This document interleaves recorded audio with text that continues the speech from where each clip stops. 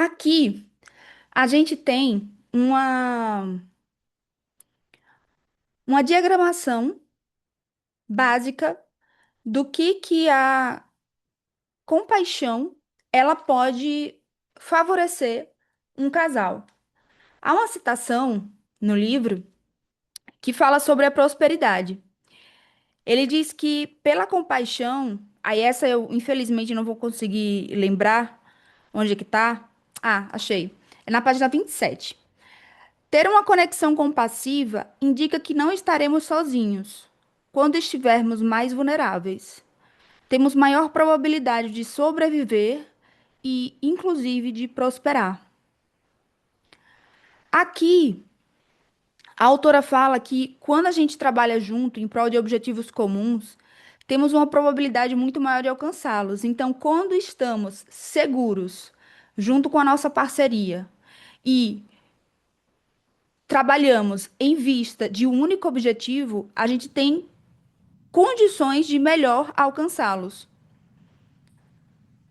E estar com alguém nos torna mais capazes de nos conectar com outras pessoas e também de estabelecer cooperação. Então, mais adiante, a gente vai ver que a compaixão entre casais é como vai girar como uma espiral de benefícios.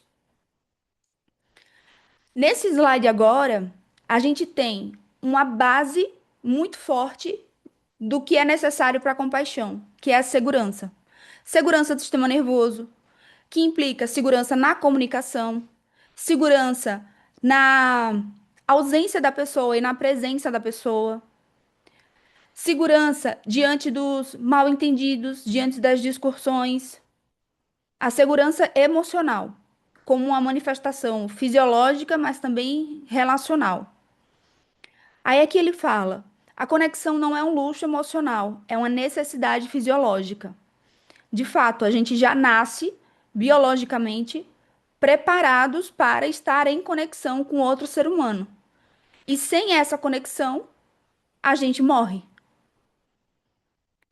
E aqui ele menciona, né, o hormônio da ocitocina, que logo no começo da vida é abundante, banha o cérebro em conexão, constrói a massa cinzenta responsável pelos relacionamentos futuros, e inclusive, isso aqui, como eu sou psicóloga e também atuo com trauma, isso aqui me fez pensar bastante sobre o quanto que nessa primeira fase da vida a gente já tem os alguns preditores neurofisiológicos necessários para o desenvolvimento da qualidade das relações que a gente estabelece. Porque vê, ocitocina constrói a massa cinzenta, responsável pelos relacionamentos futuros. Então, a gente vai não só por isso, mas por toda a necessidade que nós temos de estarmos numa conexão segura. E, por exemplo, quem estuda terapia do esquema sabe que o domínio um é de conexão e segurança. Os esquemas que estão ali, logo naquele domínio, são os basilares. Daí a importância dessa compaixão se estabelecer um a um, mas também se ampliando para a família e para as demais relações, que é o que a gente vai ver no próximo slide. Em nossos relacionamentos primários, o básico, a comida, o abrigo, a logística, não basta. Precisamos da diferença entre apenas sobreviver e realmente prosperar. Porque às vezes a gente pode cair naquele erro, né, de, de achar que, tô vivo, cheguei até aqui, tá tudo certo. Não, cara, você sobreviveu. Se você não teve afeto, se você não teve alguém para corregular o seu sistema nervoso quando você era criança, para legendar as experiências da infância, traduzir sensação, sentimento em palavra, bem, lamento dizer, mas você só sobreviveu. Não foi possível prosperar ainda. Ainda. A gente sabe que nosso sistema Nosso sistema neurológico, ele tem a neuroplasticidade, então a esperança ainda existe, né? À medida que nós estabelecemos relações seguras, a gente pode criar outros caminhos neuronais. Jéssica, o Anderson tá falando que a esposa dele, a Rafaela, tá. Ah, Anderson, ela tá atendendo, né? Por isso ainda não entrou. Tá joia. A gente espera ela. Pensei que ela já tava na porta batendo e a gente não tava atendendo. Mas daqui a pouco ela chega. Sim, Grace, é incrível mesmo, porque a gente não tá fadado, né? A nossa biologia. A arquitetura humana, ela foi feita pra gente se remodelar e se remodelar no vínculo, um com o outro. Isso que é o mais fantástico. No próximo slide, isso vai ficar muito claro. Veja só. Aqui a gente tem o indivíduo com a sua própria regulação do estresse, que só é possível quando a infância desse sujeito teve corregulação suficiente, porque do contrário, essa pessoa não vai conseguir se corregular, não vai conseguir se regular, ela vai passar por situações de estresse, ela vai ter mais chances de se traumatizar, porque ela não tem dentro da própria fisiologia a capacidade de regulação emocional, de leitura do que está acontecendo no corpo dela. Então, ela fica numa ativação simpática ou parasimpática e não sabe como sair daí. Mas bem, depois que esse indivíduo já tem suficiente regulação do estresse e está em relação, o casal é o próximo estágio de uma base segura, a relação casal. E aqui eu abro até muitas aspas, né? Porque a gente está dentro de uma sociedade que tem pessoas em trisal, pessoas em poligamia, uma diversidade de arranjos afetivos, relacionais, que também podem se estabelecer como base segura do sujeito. Fecha parênteses. A família, e aqui a gente pode pensar, né? Poxa, mas eu vim de uma família disfuncional. E a família tá aí como um apego seguro se você pensa que você pode construir a sua família. Você, as suas parcerias ou a sua parceria e as pessoas que vierem junto com vocês, se vierem. E essa espiral, ela chega até a sociedade e o trabalho. A segurança psicológica de você estar dentro de uma sociedade e saber que você pode confiar na outra pessoa, que você sabe que pode ser tratado com gentileza, que as pessoas dentro daquela sociedade possuem uma atenção plena ao que estão fazendo, ao que estão sentindo, como estão se relacionando. A base da compaixão, né?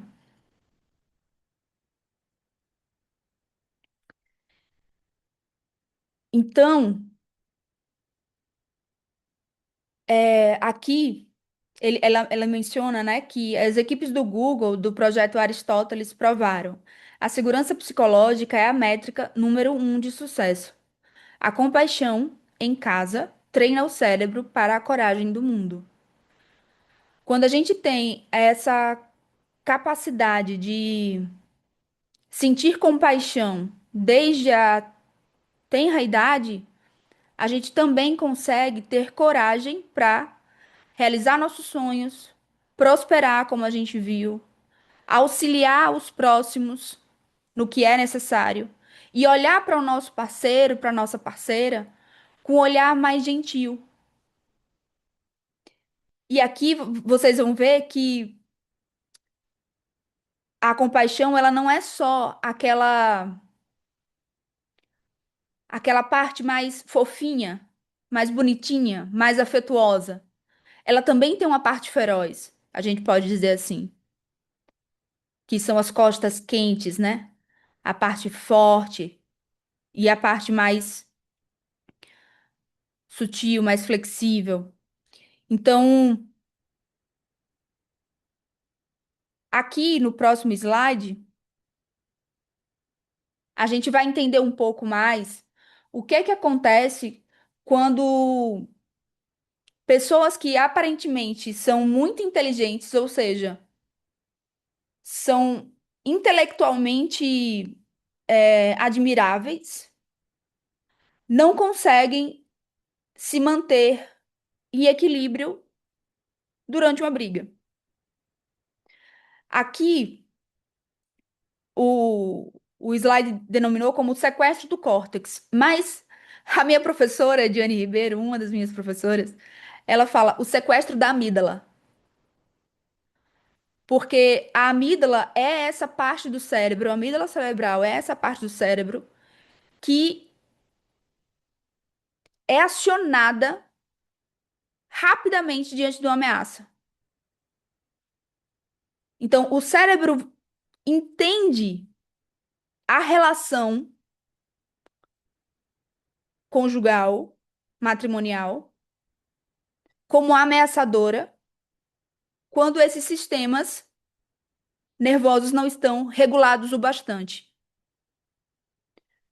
Não há uma diferença para o nosso cérebro entre uma briga entre dois seres humanos e uma ameaça à vida física, ou seja, risco de morte. Porque evolutivamente falando, tudo isso é uma ameaça.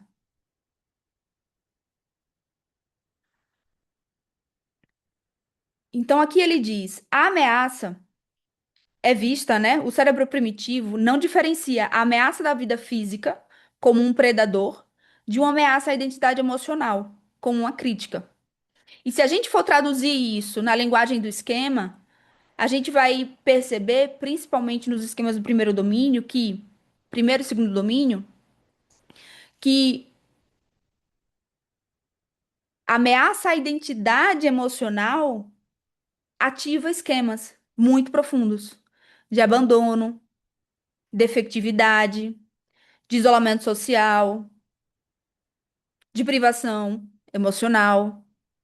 E como isso foi construído, como esses esquemas foram construídos num momento da vida que era essencial o vínculo, a conexão, a gente vê a ação do outro como uma ameaça à nossa própria vida, pela ativação desses esquemas. Aqui ele traz o exemplo da crítica. Tem pessoas que são sensíveis ao extremo a críticas. Tem outras que são sensíveis ao extremo ao abandono. A ausência de resposta no celular, a separação por viagem ou por qualquer coisa nesse sentido. Então, quando essas circunstâncias acontecem, é a amígdala que dá a resposta. Ela inunda o corpo com adrenalina e cortisol. E segue uma cascata de ações e de ativações para que a gente se livre da ameaça. Então, aquele cara lá inteligente, intelectualmente falando, toda a racionalidade dele vai por terra. Porque todo o sistema nervoso dele está ativado para sanar aquela ameaça. Então ele não consegue raciocinar, ele não consegue planejar, ele não consegue pensar logicamente. Porque o córtex pré-frontal é literalmente desligado. A gente deixa de responder e passa a reagir. E há, inclusive, ativações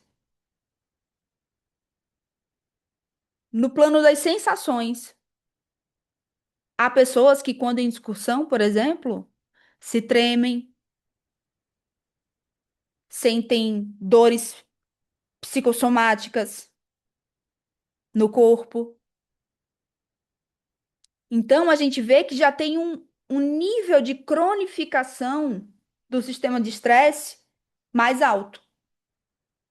Não é só a ameaça que é acionada e depois que você vê que passou, o sistema nervoso volta e se regula. Não.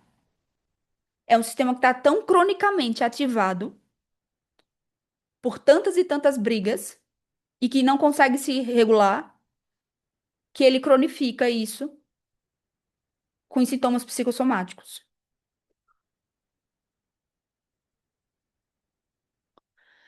Aqui,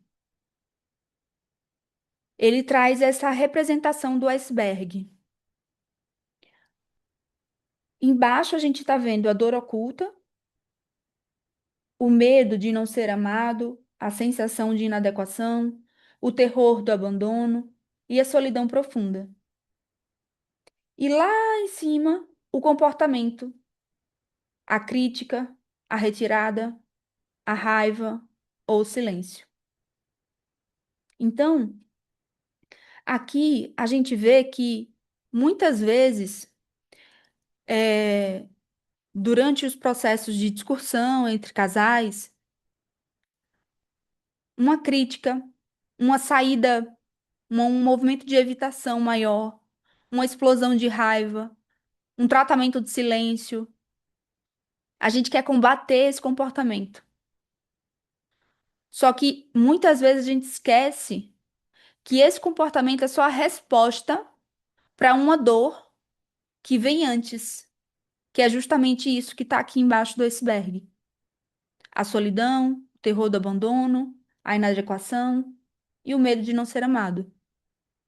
E aqui é o ponto-chave, porque a compaixão, ela possibilita que você enxergue a sua parceria nesses lugares de vulnerabilidade e não nos lugares de reatividade apenas. A reatividade surge como um sinal de que há algo na base que não está bem ajustado.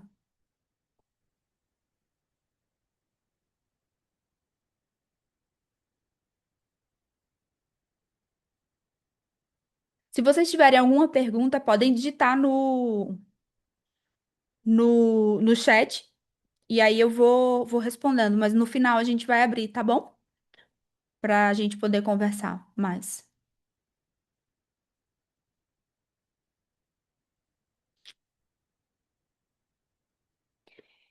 Então vamos lá. Aqui ele traz um estudo de caso, é o caso da Roberta e do John. Muitas das pessoas chegam na terapia de casal com queixas sobre comportamento. Muitas.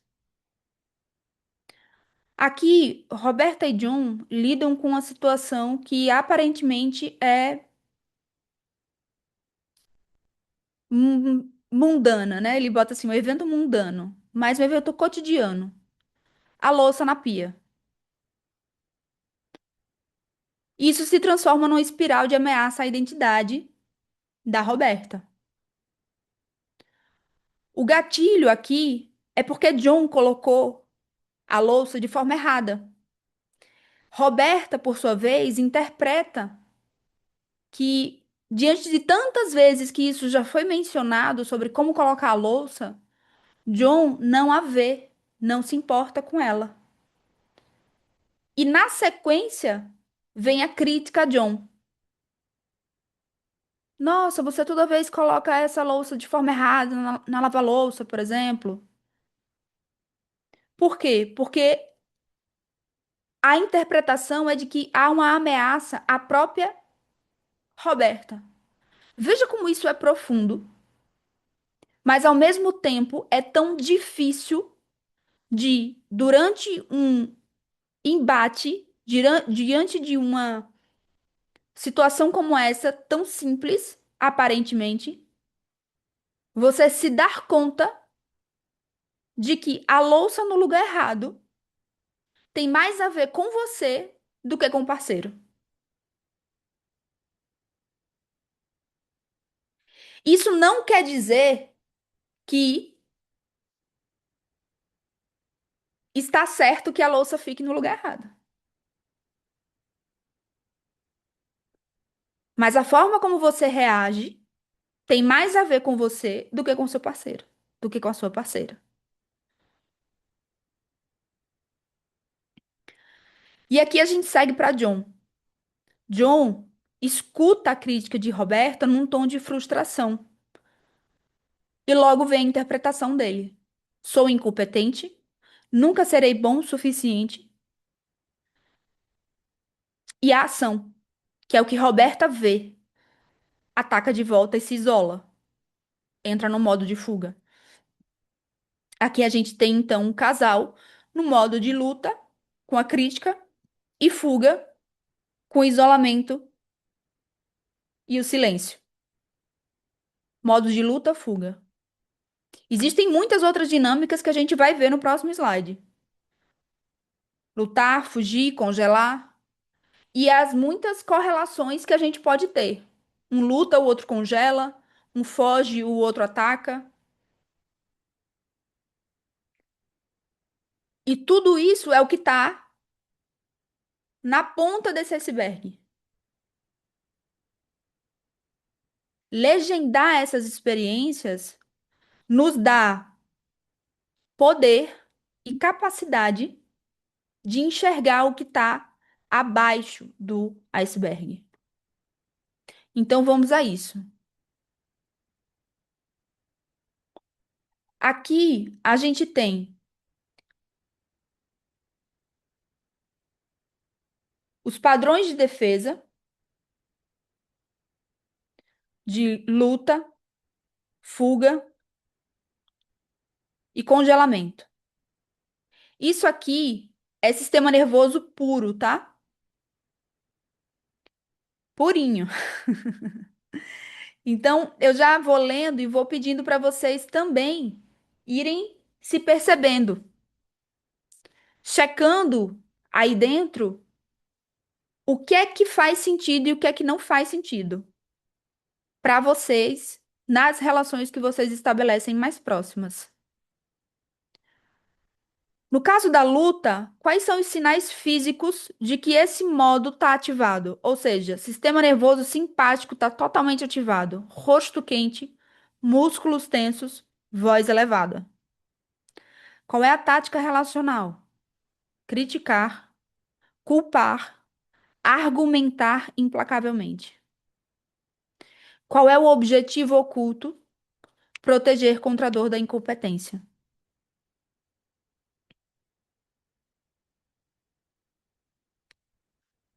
No modo de fuga, também sistema nervoso simpático, a gente tem uma energia nas pernas, uma impaciência, uma incapacidade de ouvir. Muitas vezes, na relação, as pessoas saem do ambiente, ignoram o outro e retiram-se emocionalmente, se blindam emocionalmente. O objetivo oculto é evitar danos maiores ao relacionamento ou ao próprio ego. O congelamento é dessas respostas, muitas vezes a mais grave. Aqui, nesse livro, ele compilou três respostas, mas quando a gente vai estudar a teoria do trauma, a gente vê mais respostas do que apenas essas três. Então, eu vou ler essa de congelar e depois eu vou falar um pouco mais sobre isso.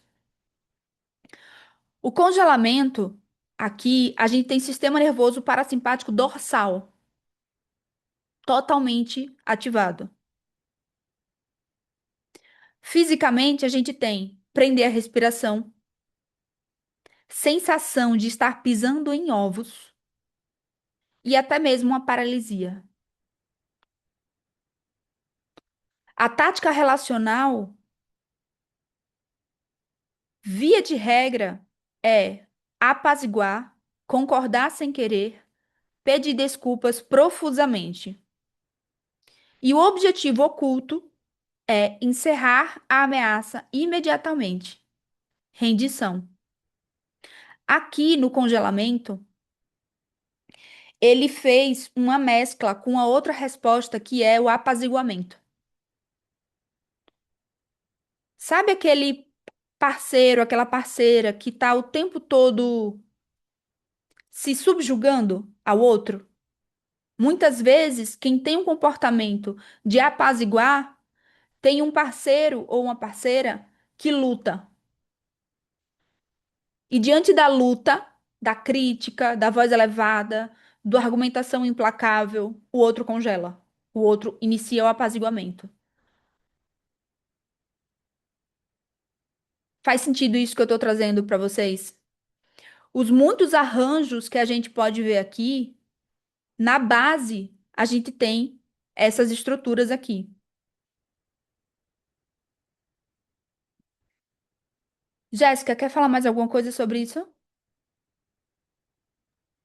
Ah, é, a gente vê isso aí dentro da terapia do esquema também, né, Georgina? Como Uhum. outros nomes dariam ali, que é resignação, hipercompensação, né? E, e evitação, né? Muitas vezes Isso. dentro do relacionamento, a gente encontra parceiros que são evitativos, né? É bem comum ver isso, né, dentro do relacionamento, que evita ali o conflito, não sabe reparar ou conversar com o parceiro. Tava até lendo uma questão assim que o John Gottman ele fala muito sobre isso, a gente reparar o conflito, validar o sentimento da outra pessoa, né, de como ela está se sentindo. É pedir desculpa, reparar. Quando a gente age, dentro do livro eles até falam ali que a gente age dessa forma, mas que dentro dos relacionamentos a gente tem que evitar de reagir dessas formas, né? Que no caso é solucionar o conflito ali, conversar com a pessoa. Se a gente fez algo que deixou a outra pessoa chateada, a única coisa que a gente tem é reparar. Reparar é pedir desculpa, é não ter orgulho, né? É falar sobre o nosso sentimento sem ferir a outra pessoa, né? Utilizar comunicação não violenta ali, né? E validar o sentimento da outra pessoa, que é uma coisa muito importante. Muitas vezes a gente acaba se sentindo invalidado, que nós não somos vistos, que a gente não é amado, né? E isso acaba ativando essa parte do cérebro, que como a Georgina comentou, né? Uhum. Obrigada, Jéssica. O paradigma da empatia objetiva. A gente tem aqui uma visão reativa e uma visão compassiva, que até vocês destacaram, né, aqui no chat, da importância a Clarissa destacou, né? A importância de responder e reagir. Então aqui a gente tem uma visão reativa, o parceiro está atacando porque o outro não é visto como alguém suficiente, e uma visão compassiva desse mesmo conflito. O comportamento inábil do parceiro é um sintoma de que os recursos dele acabaram, mas no fundo ele está sofrendo, que é muito do que a gente já vem falando por aqui. A mudança de perspectiva é fundamental. Não leve o comportamento para o lado pessoal. Ele é uma reação instintiva à dor deles, não uma declaração sobre o seu valor. E muitas vezes o que acontece é justamente essa percepção de que o comportamento inábil do parceiro, da parceira, é uma declaração sobre o nosso próprio valor, quando no fundo o comportamento inábil da parceria diz mais sobre ela do que sobre nós, das incapacidades dela do que sobre nós, do sofrimento dela do que sobre nós.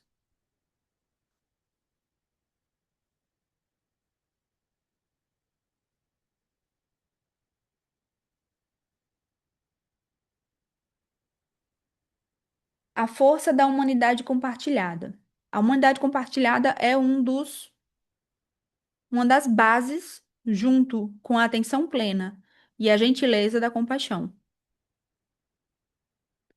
E a humanidade compartilhada, ela parte da noção de que todos nós estamos juntos no que diz respeito ao sofrimento humano.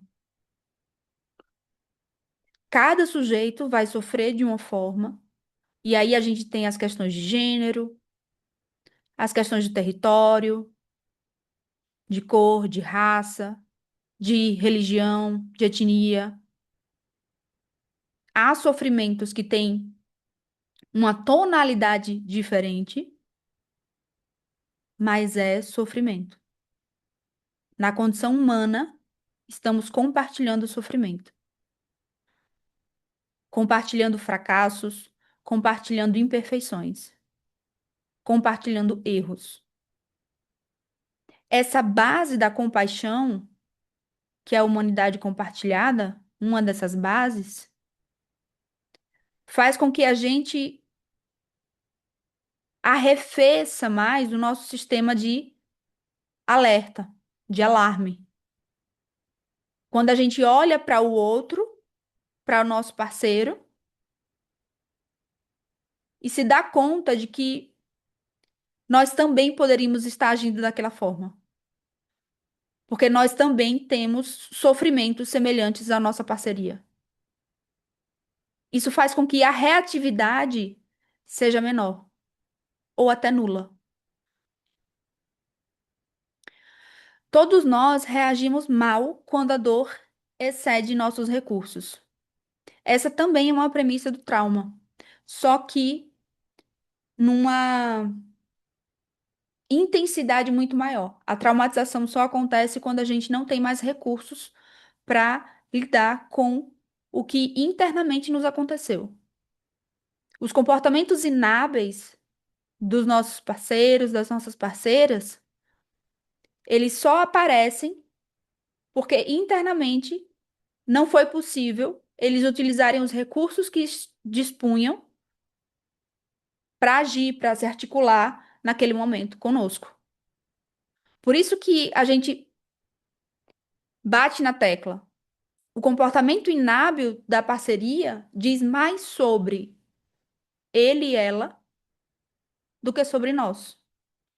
É sobre os recursos que essa pessoa dispõe e não sobre o valor que nós, enquanto parceiros, parceiras, temos. Ser humano significa que fracassos e comportamentos inábeis são esperados. A premissa não é, entre aspas, você deve ser perfeito. A premissa é, entre aspas, estamos juntos nisso. Somos ambos imperfeitos. Reconhecer que esse poderia ser eu dissolve o escudo protetor e cria uma ponte de empatia. Na humanidade compartilhada, essa ponte de empatia vem dessa compaixão e dessa conexão que a gente estabelece um com o outro.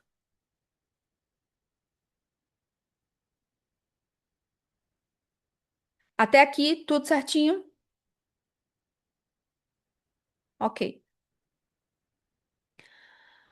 A compaixão é simplesmente a gentileza que contém a dor. Esse conceito eu achei muito bonito.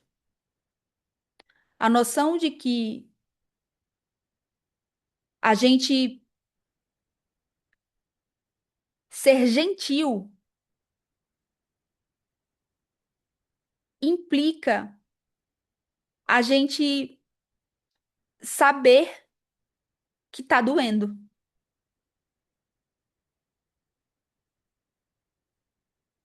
Por isso a gentileza. E precisa-se de muita coragem para que a gente seja gentil no sofrimento. É preciso muita coragem, é preciso muita força para a gente conseguir enxergar que é possível, daquela dor, a gente ir para um patamar de compaixão. Então, aqui ele fala: a compaixão não é fugir do sofrimento, não é amortecê-lo ou consertá-lo, é a coragem de voltar-se para o sofrimento, o seu próprio sofrimento e o sofrimento do outro. Diga-se de passagem. Lembra lá da espiral.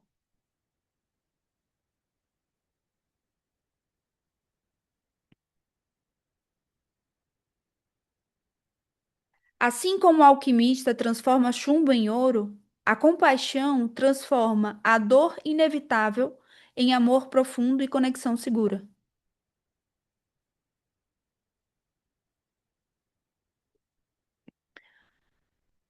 E aqui a gente tem a representação das costas fortes e da frente suave, que é um conceito muito interessante da compaixão. Talvez um dos mais interessantes aqui nessa parte, para mim, né? Para mim, eu fiquei assim maravilhada quando eu li pela primeira vez sobre esse conceito.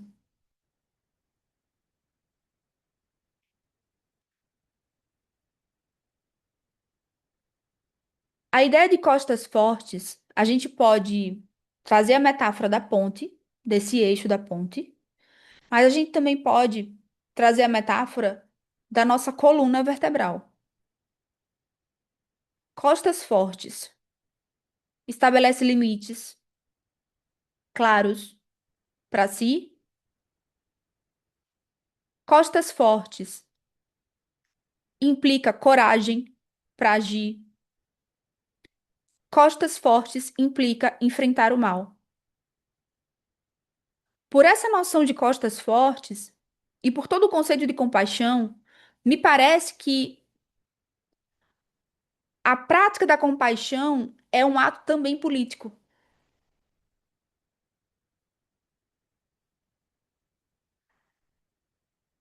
É um ato em que a gente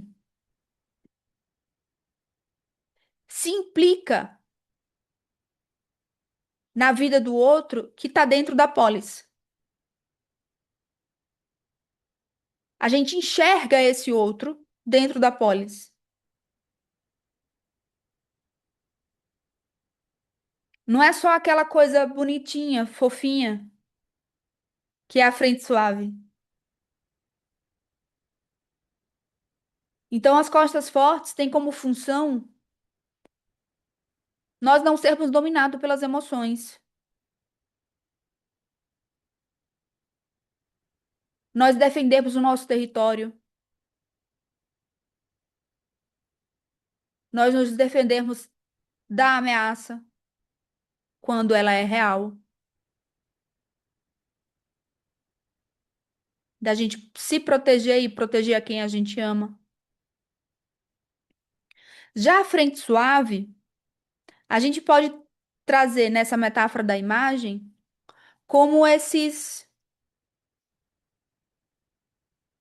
cabos da ponte, ou ainda como as vértebras, a caixa torácica do corpo humano. Eles são flexíveis quando a gente respira. Eles têm certa mobilidade. E a frente suave é como se fosse a parte da fachada. Aqui a gente conecta com a vulnerabilidade, com o sentir dor e com a abertura para o mundo. Ela tem por função tornar a rigidez frágil, se dobrar ao invés de quebrar. E a gente pode dizer, a frente suave, ela tem a possibilidade de dar afeto, de dar carinho, de olhar nos olhos, de trazer mais doçura. Essa é a frente suave, de trazer acolhimento, aconchego. Essa é a frente suave da compaixão. De um lado, as costas fortes, de outro, a frente suave.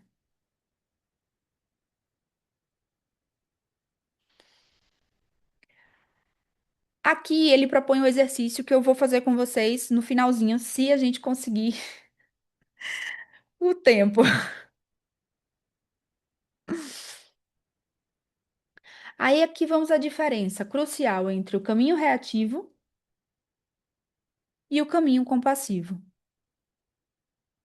No caminho reativo, o foco é a sobrevivência, por meio da luta, da fuga ou do congelamento.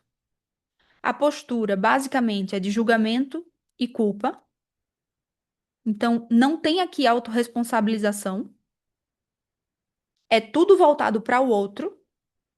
Você arruinou tudo. Você estragou. Você fez errado. Você me tirou do eixo. O culpado é você. E como resultado, a gente tem distância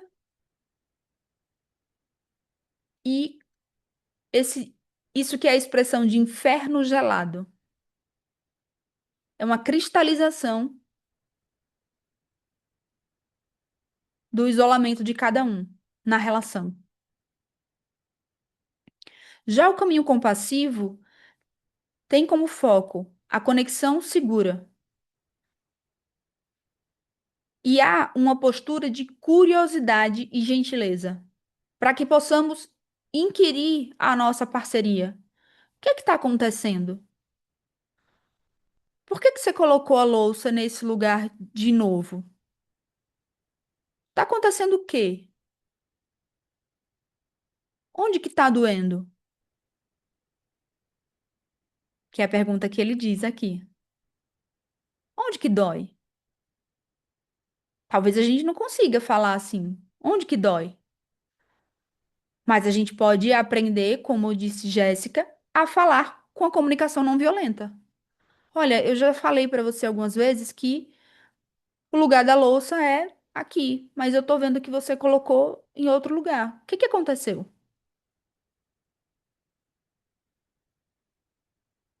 Eu não me sinto vista quando isso acontece. E eu tenho estado cansada de repetir a mesma coisa. E eu quero entender isso junto com você.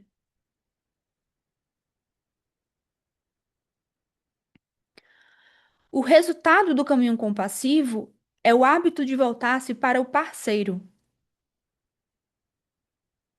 ou seja, a humanidade compartilhada.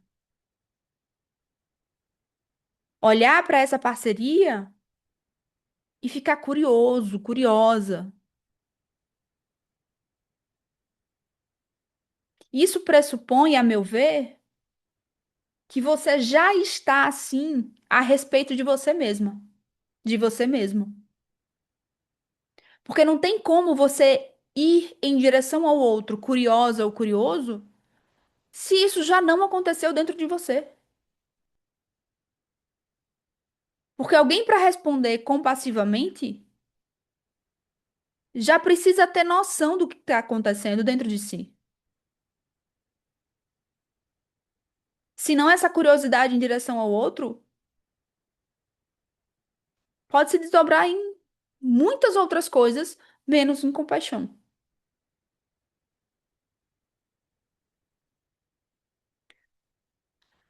Aqui, finalzinho da nossa apresentação, né? Ele traz que possamos sair do modo sobrevivência, de que a evolução favoreceu a sobrevivência dos mais cooperativos, então que sejamos cooperativos. Quando nos sentimos seguros e conectados, a sobrevivência é apenas o começo, mas a prosperidade é esse lugar do fim, do lugar que nós almejamos. A sobrevivência pertence aos que cooperam, a prosperidade pertence aos compassivos. E com isso eu termino essa apresentação. E aí eu peço que quem quiser falar ou escrever, fique à vontade, mas a gente possa levantar a mãozinha para irmos nos deleitando com as nossas discussões aqui. Oi, Jéssica. Não, achei interessante essa parte que você estava falando ali no slide, antes de acabar, né? Que me lembra muito essa questão da terapia do esquema, porque quando a gente ativa o esquema da outra pessoa, né? Que são as nossas feridas, aquilo que não foi cumprido ali. Pelos nossos pais, nossos cuidadores, não porque eles eram malvados e ruins, mas porque todo mundo vai desenvolver alguma questão e a gente sobreviveu, é igual você falou, a gente sobreviveu. Apesar de não ter aquilo, a gente está aqui. Só que aquela necessidade, ela precisa ser reparada, né? Que a gente, no caso, chamaria de reparentalizar aquilo, é conversar com a pessoa, entender qual é a necessidade naquele momento que não foi atendida. Né, para aquele indivíduo ali. Que aí acaba que a gente começa abrigar e ativar um ao outro, entrar nesse modo de crítica, né? E aí a gente entra no que você também comentou, que integra muito com a terapia do esquema, que é os modos, como que a gente vai reagir àquilo? A gente vai brigar com a pessoa para a gente ter a nossa necessidade cumprida? Ou a gente vai evitar aquilo? Ou a gente vai congelar e só concordar com ela, mas não concordando de fato com o que ela tá falando, para não dizer aquilo que a gente precisa, né? Então, eu achei bem interessante, assim. Legal.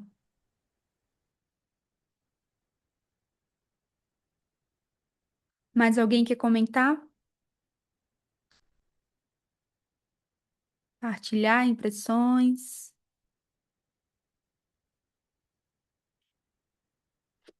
Vou ler aqui alguns comentários que estão no chat, tá bom? A Grace disse que o encontro poderia acabar aqui, já valeu por 10 sessões de terapia.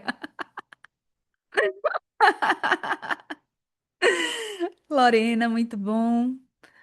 Marina, tinha sublinhado o conceito no livro também, muito bom. A compaixão pode ser transformadora, uma tentativa que muitos de nós não conhecemos. É verdade, Lorena. Clarissa. Se considerarmos a imperfeição do outro como parte da humanidade, enxergamos o outro como iguais.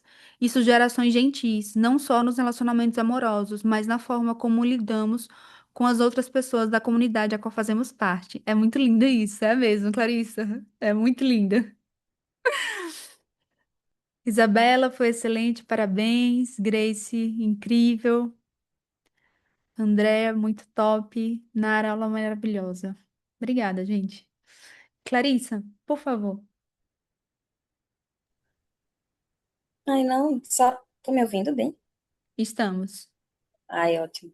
Só agradecer, assim, a essa oportunidade. Eu não conhecia esse livro. E ler esses capítulos achei maravilhoso. Muito bom mesmo. E estou nesse estudo com a terapia do esquema e ele vai muito em consonância, né? Traz Isso. como se fosse um Uhum. complemento que ajuda a gente a entender outras coisas da terapia do esquema, né? É. E esse conceito da compaixão, como vem sendo trazido, é muito, muito lindo, assim, realmente é algo para a gente se debruçar, que vai transbordando não só para o relacionamento com o parceiro, mas com nós mesmos, né, com a comunidade. Eu acho que é algo bem, bem importante. Uhum. Gratidão por essa iniciativa. Parabéns. Que bom, obrigada, Clarissa. Aproveitando aqui, né, esse bate-bola com a terapia do esquema, a gente pode dizer que a terapia focada na compaixão, ela traz muito duas facetas, né, da terapia do esquema, né, que são os modos criança e o modo adulto saudável. Então, atuar de forma compassiva é fortalecer o nosso adulto saudável, é nos nutrir, nos alfabetizarmos para a compaixão. né? Quer falar alguma coisa, Clarissa? Tua mãozinha tá levantada ainda? Ah, tá bom. Tirei. Regina, quer falar algo? O que mais é interessante também, né, Georgina, é que eles comentam que é algo que a gente, não é que a gente pode treinar isso, né? Isso é o mais incrível, né? Porque às vezes a gente fala, eu não sou tão assim, mas aí você pode treinar pra você ser, né? É verdade. Você mudar E ali. também algo que me chamou muita atenção foi quando no livro tem uma passagem que diz assim: você não precisa do seu parceiro para agir com compaixão. Eu achei muito incrível isso, porque até nisso a terapia focada na compaixão é autorresponsável, né?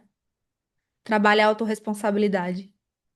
Porque a compaixão não é sobre o quão o outro possibilita que você haja com compaixão. É o quanto você é capaz de fazer isso, né?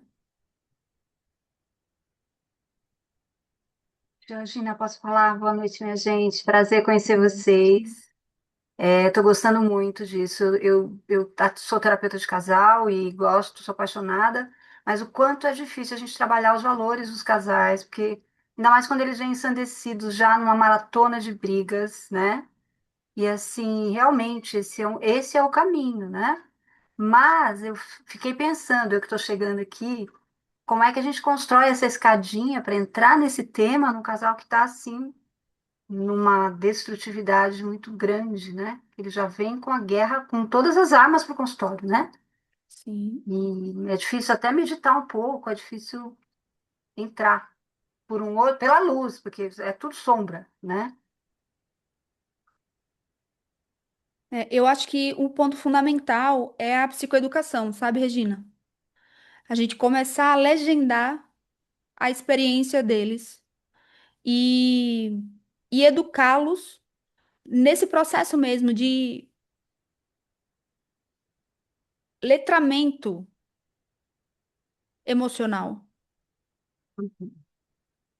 Um processo de letramento emocional para aqueles casais se darem conta do que está acontecendo, qual o nome daquilo que está acontecendo e qual é a atitude reativa de cada um deles. E para mim, que trabalho com trauma, o ponto fundamental é o contato com o corpo. É durante a terapia, durante o processo de fala, o terapeuta convidar essas pessoas a perceberem o corpo, as sensações, as emoções, porque isso vai ser um grande termômetro para eles mesmos quando estiverem em combate. Então, me parece que a gente pode começar a pensar algo por aí. E, sem dúvida, pelo menos no olhar da terapia de esquema, né, a gente vai precisar, muitas vezes, ser a voz compassiva junto com o nosso paciente. Porque quando a gente vai lá, começar naquela espiral, começa com o indivíduo. E o indivíduo precisa da corregulação.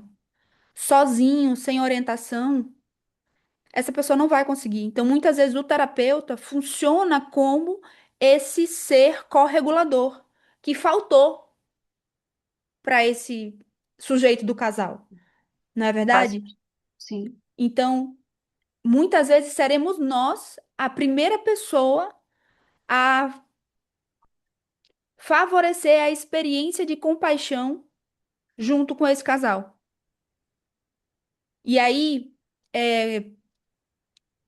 há uma outra parte que também é super difícil, que é o crítico interno. Para cada um do casal, esse crítico interno e o crítico punitivo, ele geralmente está muito ativado quando eles chegam nos processos de crise. E a compaixão dialoga com isso.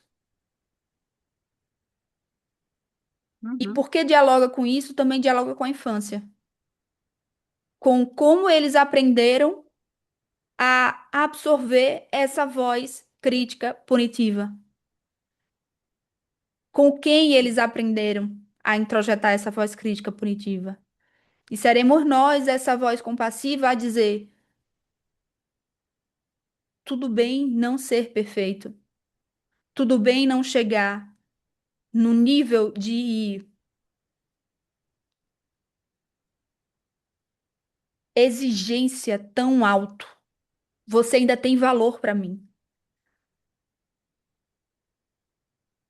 Porque muitas vezes uma parte exige a perfeição do outro e o outro fica subjugado, fica autossacrificado na relação, em razão dessa parte aqui tão exigente, né? Oi, Jéssica. Ah, é, comentando assim o que a Regina falou, né? É, eu tenho estudado uma terapia que ela se chama IBCT, Terapia Integrativa para Casais, né? Essa é a melhor evidência científica para tratamento de casais.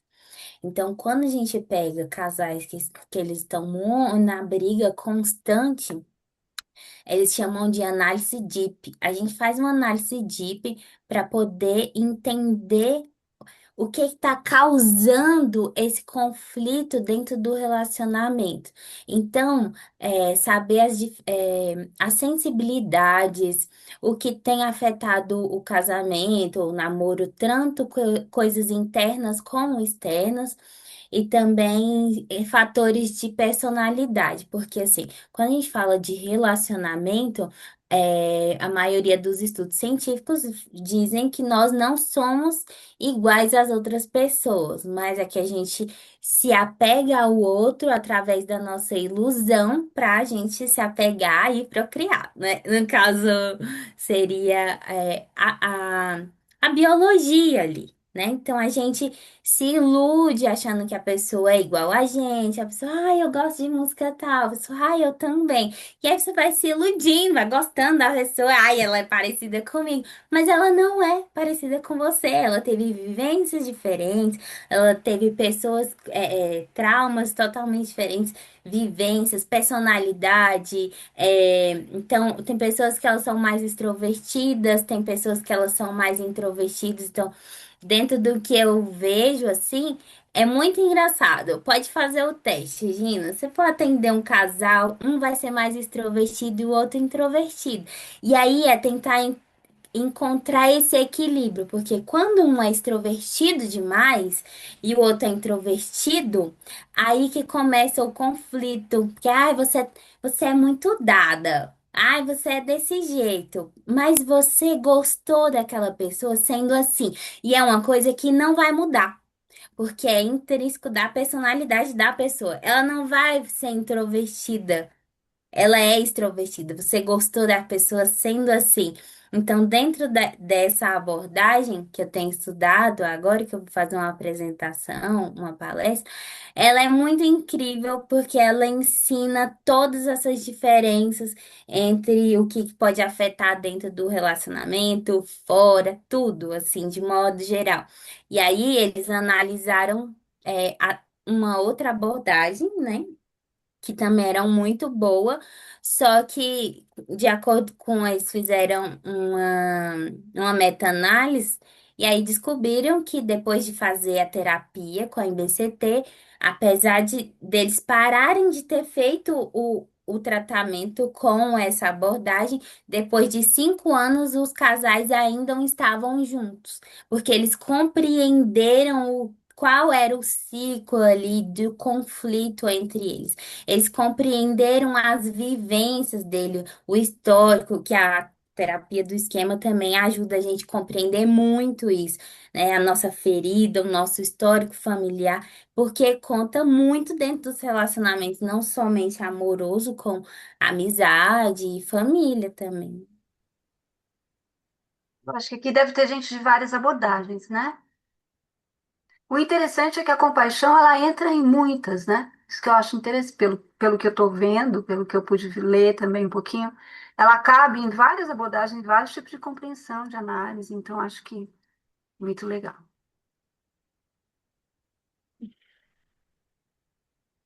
Muito bem, gente. Se ninguém mais tiver algo, a gente já pode ir encerrando hoje, um pouquinho mais cedo.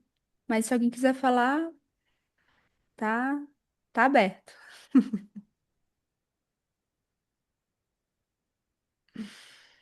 Só reforçando o que vocês falaram, assim, que esse bracinho da compaixão, que tem a ver com mindfulness, né, com a autoconsciência, né, acho que é bem significativo para poder resolver essas questões, né, porque se a pessoa não se conhece, não se compreende, não se percebe, fica difícil também de dela fazer essa virada, né, de perspectiva para compaixão, para essa atitude mais compassiva. Uhum, Acho que esse elemento da autoconsciência, né, que o mindfulness vai trazer, é algo, é uma porta para esse aprofundamento, né, na compaixão. isso mesmo. Vamos lá? Então, obrigada. Obrigada a cada um de vocês que vieram hoje. Obrigada a Terça-feira todo que vem mundo. tem mais. Um grande beijo para vocês. Beijo, abraço, Até a boa Tchau, muito noite. próxima. obrigada. Boa noite, gente. Tchau. Obrigado. Um Boa abraço. noite. Obrigada. Tchau, tchau.